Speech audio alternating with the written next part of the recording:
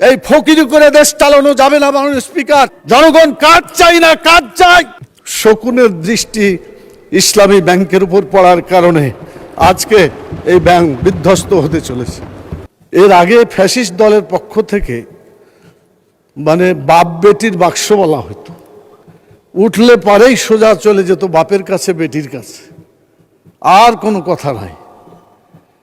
তো আজকে অন্তত এখানে বিসমিল্লাহ প্রথমে আছে, তারপরে আল্লাহর নামও আছে। ঋণ করা মানে ফকিরের কাজ। এই ফকিরি করে দেশ চালানো যাবে না। মাননীয় স্পিকার, আমাদের নিজের সম্পদকে সংগ্রহ করে আমাদের সম্পদ দিয়ে দেশ চালাতে হবে।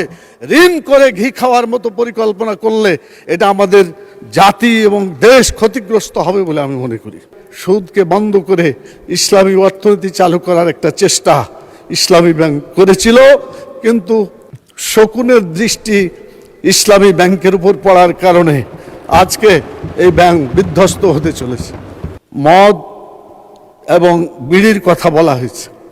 আমাদের মাননীয় সংসদ সদস্য গয়েশ্বর রায় এখানে নাই, তিনি কালকে বললেন যে বিড়ির দামটা একটু কমাইলে ভালো হতো।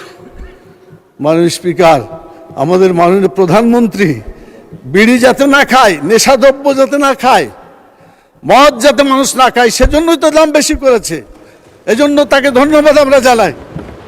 আমরা আরও ধন্যবাদ জানাতাম যদি আল্লাহর ভাষায়, যেখানে আল্লাহ বলেছেন যে মদকে আল্লাহ হারাম করেছেন, আল্লাহর আয়াত দিয়ে মদকে হারাম ঘোষণা করা হতো, সবচাইতে আমরা বেশি খুশি হতাম মানুষ।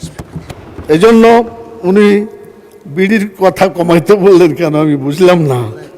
তো যাই হোক, এটা মাননীয় প্রধানমন্ত্রী দেখবেন, ওনাদেরই লোক, উনি চাচ্ছেন এটা কমাইতে, আর এটা আরও বৃদ্ধি হোক। এটাই পরস্পর এই কথাগুলা দলের শৃঙ্খলা পরিপন্থী বলেও আমার কাছে মনে হয়। কৃষি কার্ড, অনেক কার্ড, আমি হামলি সাজেস্ট করব, আমি অনুরোধ করব, জনগণের হাতে কাজ দিন। জনগণ কাজ চাই না, কাজ চাই। এই জাতিকে দারিদ্রতা থেকে মুক্ত করতে চায়।